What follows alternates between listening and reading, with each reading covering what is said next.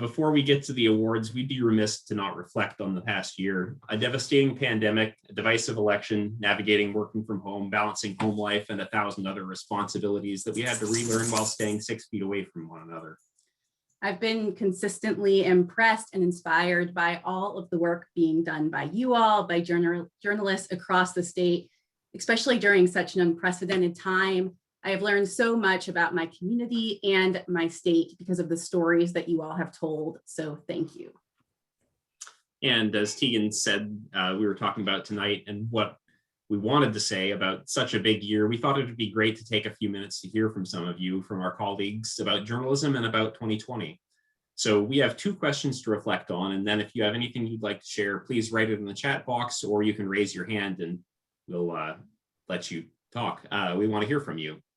Yeah, so this is the interactive portion of our awards presentation. So the 2 questions we were hoping everyone could ruminate on. One is, we're curious your thoughts on why it's important to be doing good journalism right now. And 2, we also want to know something that's helped you get through this past year. And Tom, maybe you can break the ice since you're right here. Why do you think it's important to be doing good journalism right now? Well, a big part of it is that in difficult times, good information is even more important than usual. In the midst of a pandemic, it can literally be the difference between life and death. And the other part for me is that there are more sources of bad information right now that spread more easily than they ever have, and bad actors who profit from the division that misinformation causes. And if we're going to pull through this and maybe even patch together some of the divides that we have right now, it's going to involve good information and lots of it. They're thoroughly reported, well-sourced, and it's the people who are here tonight who are going to be doing that work. That's well said. Thanks. So what's something that's helped you get through the past year? I like this question. I, maybe like many of you, have always appreciated Alaska's outdoor spaces, but this year more than ever, I've really loved, as my home has become my office, which we're in right now, I've really appreciated even more the ability to go outside and ski or hike or walk before and after work. And this seems like a little cheesy, I guess, but as we were talking about these questions, I think in a large part, this job, being a reporter, has helped kind of push me through the pandemic. It's been inspiring and insightful to wake up every morning and get to call people and talk to them about how they're doing, how the pandemic is impacting them. And it's always that reminder that I wasn't in this alone, that we all haven't been in this alone. That's huge. For my part, I've never been so grateful to have a good understanding partner and a dog who's usually good. Does anybody else have anything else they'd like to share about why it's important to be doing good journalism right now, or what helped them get through the past year? All right. Hi. Oh, hey, there we are. Hi, Daisy. Hey, Daisy. Oh, hi. Sorry. Actually, you know what? I'll turn my camera on. Hold on. Sorry. Okay. Hi, I'm Daisy. I'm with Alaska Teen Media Institute, and something that's been getting me through the whole pandemic, as Tegan said, was doing journalism work. I think I had never worked, and Rosie can attest to this, I don't think I've ever worked as hard as I have on so many projects like I did last year. And it really did get me through, like, going, just waking up and being able to do Alaska Teen Media work, working with social justice issues as well. And yeah, being able to appreciate the outdoors. So, yeah. Great, thanks, Daisy. That's awesome. Lori Townsend, I think you had something. Well, you both articulated it so well, but to me, those 2 questions are sort of combined, because I haven't been able to see my family for a year. And so what has really gotten me through this really stressful, scary time is my colleagues, this, family of journalists that have just, despite having the same anxiety and stress that everyone else was experiencing, just kept their heads down, kept working, kept helping people know what they needed to know. And that was both inspiring and re-energizing for me at a time when, it's really easy to kind of feel like I think I'll just stay in bed today. And so that was really what pulled me through. And last night, having everyone come together at the Alaska Press or Anchorage Press and, sort of the press club party combined was just so fantastic to see everyone there, or so many people there. Not everyone. I wish you all could have been there, but so many colleagues there, and just realizing that even though we work for different organizations, it feels like such a team. Even when people in our sales and marketing and development departments may think of other news organizations as competitors, but last night I saw a whole lot of people that are really all greatly devoted to the same mission, and that's helping Alaskans have good, clear, factual information to help them make good decisions so they can stay calm and have a little bit less anxiety. So thank you to all of you, and I'm so glad you're all here, and yay, let's have a party. Thanks, Lori. I agree. I think like the supportive atmosphere of Alaska journalism is really a great asset. Let's see.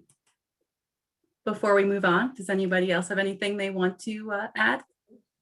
This is Adeline. I'm at Alaska Public Media, and I came from KTOO from Juneau recently. So I just wanted to shout out colleagues, particularly in the coastal communities this past year, who have been covering the loss of cruise ship tourism. I've really appreciated.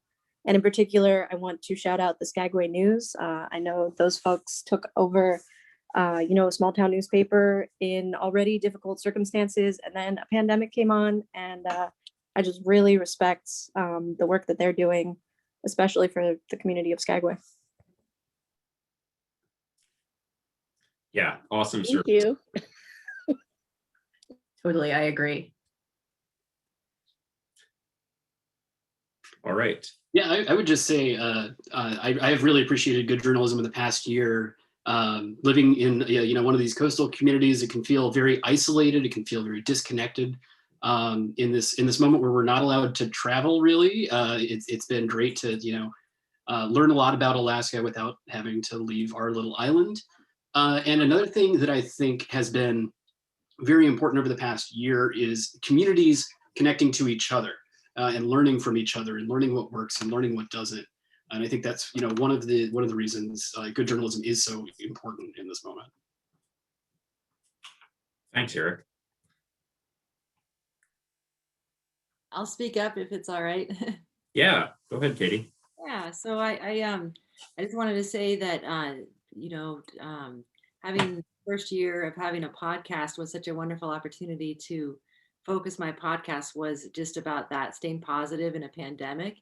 And I interviewed a lot of people around the state about how they are staying positive, and it helped me. Like I remember this time last year when it was really kind of heavy and we were all kind of people with all their families under the same roof and having, a desire to make a positive impact. It was so great to be able to, talk to musicians and, the music teachers in our town. And I remember like listening to, I found a way to do it in a way where I could just get them to do voice memos because we couldn't meet in person. So it gave me a creative way to get really clear tape by just my cell phone. And getting little voice memos, and I'd listen to their stuff and be like, oh, this is so great. Oh my God. I mean, they were really actually helping me to get through the pandemic. So, and it was a big motivator to stay in storytelling about what makes Alaska unique. And, it was just any opportunity to interview other people. I found that it uplifted those that you interviewed and then, share it with social media or whatnot. So it wasn't really like getting out there that much, but I know it helped me to focus on positivity. Thanks, Katie. That's a great point. Looks like Gretchen with the Skagway News wanted to speak up. Oh, you're muted still. I'm always muted. Most Same. people would like to mute me, but I thanks for the shout out too. I don't know that we could have done it without all of the journalists around Skagway and the Southeast. And Larry, the former owner who sold it to us, the paper to us for $20. The KHNS, I mean, all of the the local papers, even the Whitehorse Star, everyone is really good about sharing news in the region, because I've come to think that because of the cost of putting out journalism and the decline in income from journalism, we don't have as many journalists to cover as many stories as there are. And so that small paper becomes very important. And when we start sharing our work, I think that's really good. I miss the Eagle River Star. You know, I think that's a paper that I definitely miss. But yeah, I think the fact that we help each other and realize that every neck of Alaska has something to report about, and there are not enough reporters to cover it all. So we are all so important as a group of people. Thank you, Gretchen. Thanks, Gretchen. I agree.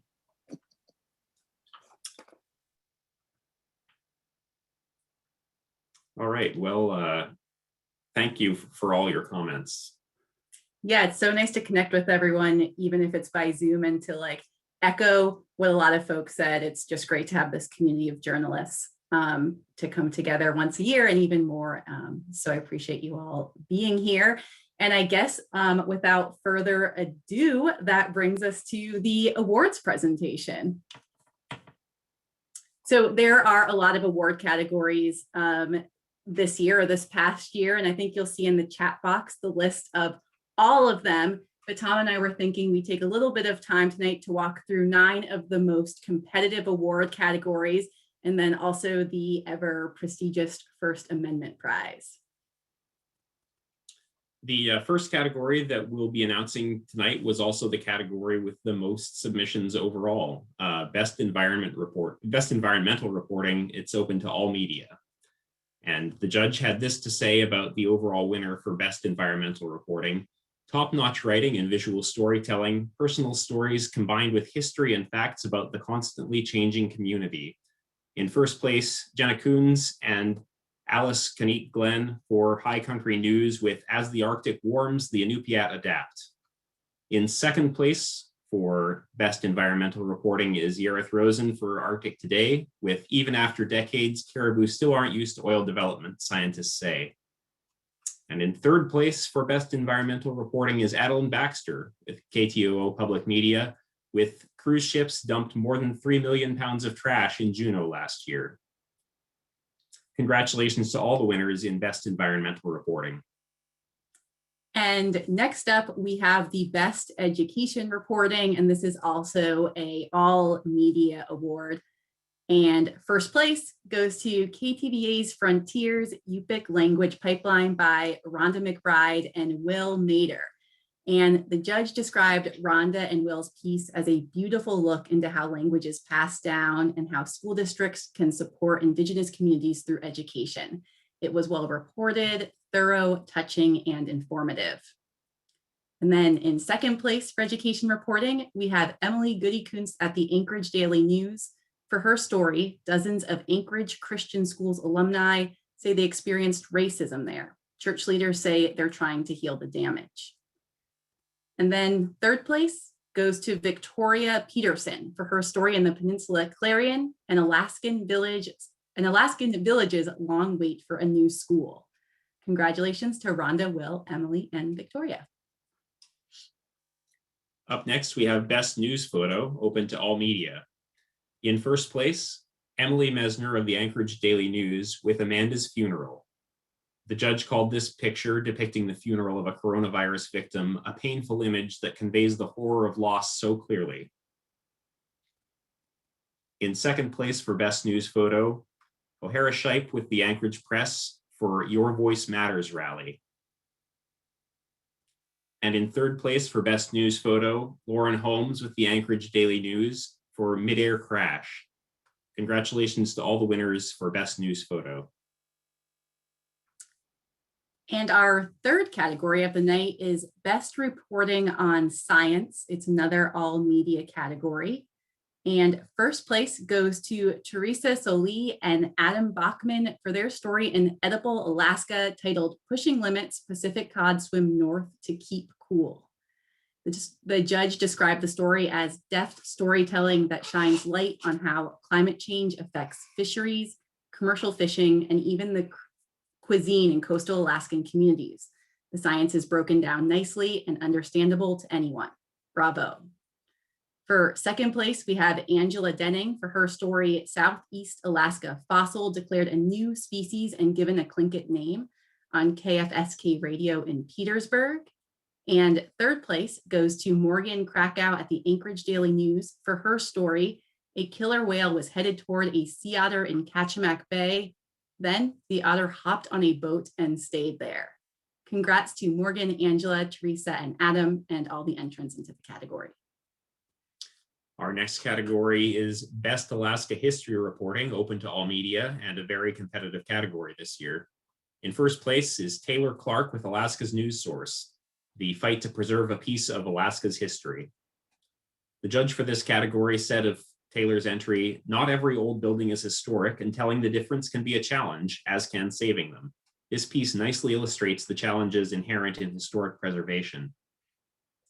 In second place for Best Alaska History Reporting is Pablo Pena with KTOO Public Media for What Alaskans Learned from the Mother of All Pandemics. And in third place for Best Alaska History Reporting are Ian Hartman and Frederick Johnson with Edible Alaska for Basic and Primal, Remembering the Food, Drink, and Revelry of East Chester Flats. Congratulations to Taylor, Pablo, Ian, and Frederick. And I guess that brings us to about halfway. If anyone's joining us while we're in the middle of, we're going through some of the most competitive awards, just a reminder that the link to all of the award categories is in the chat box on your right.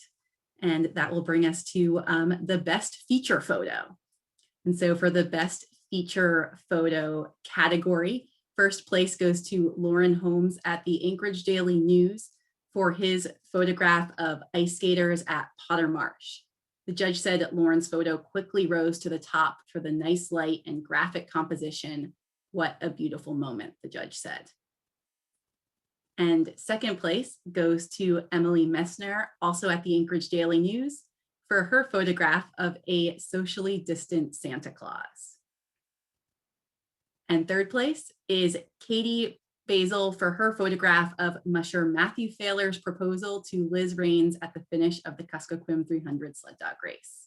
Congratulations, Lauren, Emily, and Katie. Up next, we have Best Audio Program or Podcast. Our winner this year is Aaron McKinstry with Out Here Podcast. The judge had this to say: "What was special about this entry was effort. The degree of writing, the storytelling, the interviews, the photography were top-notch. It was succinct and didn't waste any time in effectively telling the story. A great pleasure to listen to it." In second place for Best Audio Program or Podcast is Katie Bosler with 49 Writers Active Voice Podcast. And in third place for Best Audio Program or Podcast is Cody Liska with Crude Magazine for Crude Conversations. Congratulations to Aaron, Katie, and Cody, as well as all of those who submitted entries for their hard work. And now on to Best Arts Reporting. First place goes to Claire Strempel for her story at KHNS in Haines, titled Cluckwan Weaver Receives National Honor. The judge said Claire's writing and use of sound made me feel like I was in the weaving room with Lanie. No detail was too small, and the way Claire used the river outside the window in relation to the art in the beginning, throughout, and end of her reporting was clever. Her narrative about Lanai's mother and grandmother's hands was emotional and thoughtful. A clear first place winner. Well done.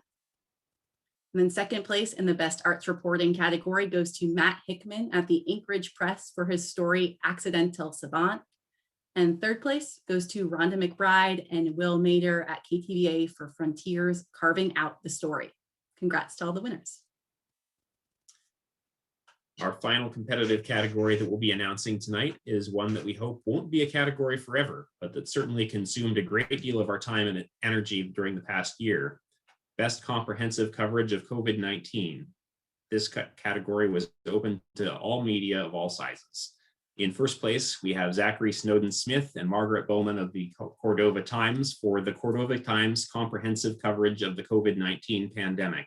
The judge had this to say: "Best angles to the story of the decade combined with a really nice layouts and storytelling.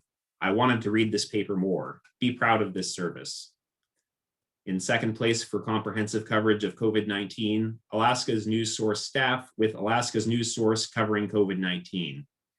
And in third place for comprehensive coverage of COVID-19, a long list of folks, John Kendall, Cody Liska, Daisy Carter, Quinn White, Danielle Duclos, Rowan Lewis, Cornelius Nelson, Ryan Danagol, AJ Yambau, Logan Smith, Annika Wolf, Rowan Picard, Riley Taylor, Jania Turney, Samuel Burnitz, and Jeremiah Freeman, all of whom are with Alaska Teen Media Institute with Podcast in Place, Youth Stories from Quarantine.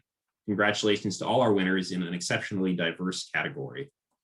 Yeah, congratulations to everyone who won an Alaska Press Club award this year and to everyone who submitted an entry.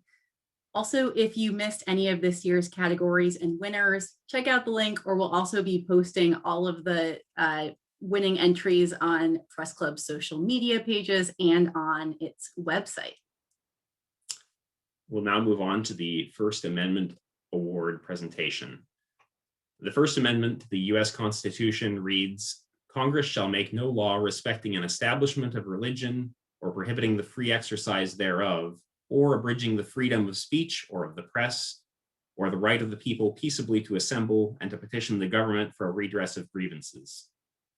The Alaska Press Club presents its annual Howard Rock and Tom Snap First Amendment Award to spotlight an individual, a group, or an organization in Alaska that has promoted, defended, or preserved one or more of the rights guaranteed by the First Amendment. Howard Rock was an artist and a Nubiak Eskimo from Point Hope in Northwest Alaska, and the founding editor and publisher of Tundra Times, a crusading statewide weekly newspaper that championed Alaska Native land and other rights. Howard ran the newspaper in Fairbanks from 1962 until his death in 1976, starting the paper with Fairbanks journalist Tom Snap, who trained Rock in journalism. With this award, the Alaska Press Club honors the outstanding performance of an individual, group, project, or organization for contributions to the cause of First Amendment values, either in the previous year alone or over many years. This year, we had solid nominations for the First Amendment Award with multiple nominees who did good work in advancing the cause of journalistic freedom in Alaska. That's a good sign for our state. This year's First Amendment Award winner is not a man known to toot his own horn very often. Over the course of a 3-decade-plus career in Alaska journalism, he was mostly happy to let his writing and his newsroom's work speak for itself. He was an Alaska transplant from California, coming north to work for the Anchorage Times. When the Times presses stopped for good in 1992, he spent some time working at rural Alaska papers before landing at the paper where he would make his home for 27 years, the Fairbanks Daily News Miner. For the past 12 and a half years, he was its managing editor. Perhaps his greatest contribution to Alaska journalism, however, was the cultivation of journalists early in their careers. He had a gift for finding candidates who would be a good fit, not just for the newsroom, but also for life in Fairbanks, which, as anyone who has lived there can attest, isn't an easy task. As editor, he hired many reporters and editors, myself included, who have gone on to make their careers in Alaska journalism and beyond. This year, the Alaska Press Club's First Amendment Award goes to Rod Boyce. Thanks for the drum solo. Rod, if you'd like to say a few words, we'll elevate you as a speaker so folks can listen.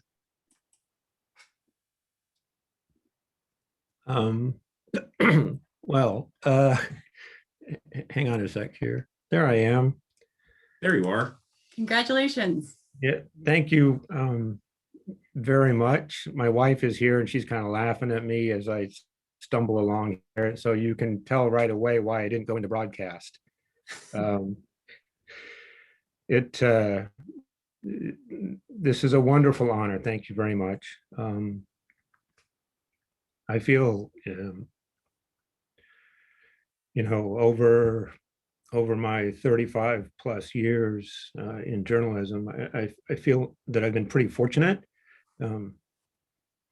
I started on and this will show my age a bit. I started on a manual typewriter at a newspaper, typing stories on manila paper and carbon paper. Some of the younger folks, I hope you know what carbon paper is. And I kind of can consider myself a survivor. I was, like a lot of us, I guess, nowadays, but fortunate in that I got to experience two newspaper wars in Sacramento at the Sacramento Union, and as Tom noted there at the Anchorage Times. Unfortunately, the newspaper I was at in each instance was on the losing side of that war. So, but nonetheless, a great experience. And then I found my home in Fairbanks at the News Miner. And as Tom alluded to there, working with so many reporters over the years, but that just kind of speaks to my greatest joy that I had as an editor, as a city editor, as an assistant city editor. And it was always my favorite thing, was just working with a reporter to kind of get the story idea, to focus it, and then on the writing end of it, to me, there was nothing better than that. So, and I know John McKay is on here, and he helped so many times over the years with our First Amendment battles. So I thank him. But you know, I had a great ride as a journalist. I am now sort of exploring the PIO side of things. Many of you might have received news releases from me at the Geophysical Institute. So I hope you look at those and write fast and furious about the things that I send you. But it's been a wonderful time as a journalist, and I guess I'd be remiss in saying that at the Anchorage Times, kind of the greatest thing, I suppose, is that I met my eventual wife there, also a journalist, Julie Stricker, who's at the News Miner now. So anyway, I'm kind of rambling on here, and that's I guess why I'm not in broadcast. So thank you all very much, and I'll cherish this forever. Thank you. Thanks. Thanks so much, Rod. We know we put you on the spot, but it's so nice to hear from you. And thanks for all your years in journalism, telling the stories of Alaska. And as Tom mentioned, mentoring reporters for so many years. And before we go, we have some sponsors and organizations without whom this year's conference wouldn't have been possible. Thank you to our sponsors, Atwood Foundation and Knight Foundation, in partnership with Rasmussen Foundation. And thanks to all of the organizations that provided speakers and presenters for this year's month-long Alaska Press Club Conference. That includes Indian Country Today, the Alaska Legislative Library, the New York Times, the University of Alaska Anchorage, the American Civil Liberties Union, Native American Journalists Association, First Alaskans, McClatchy, Trusting News, NPR, the Seattle Times, and ProPublica. And above all, thanks to you, our members, the journalists who do the hard work day in and day out, keeping Alaska informed, and who do far more work than the public ever gets to see in our finished products. Thanks so much for tuning in. We hope to see you all in person next year. And we hope you enjoy the rest of your Saturday night. We'll also pop a little list of some of the winning press club entries in the chat box for your Sunday reading. We compiled some TV broadcasts, some winning radio pieces and print pieces that I know I'm going to be grabbing a cup of coffee tomorrow morning and sitting down to catch up. And I guess before we go, you know, it would be kind of fun. I would love to all unmute and just give a round of applause for Rod and for all of not only the press club winners, but for everyone that entered this year and has been doing great work around the state. Yay! Yay! Woo! Bravo! Cheers! Congratulations. Thanks so much, everybody. Have a great night. I'd tell you to make sure you get home safely, but I'm sure you've all got that handled. We hope to see you all soon. Thanks so much. Have a good night. Thank you for everything. Thanks you guys so much. It's great. It's so great to see your smiles, and here's to keeping up the good work.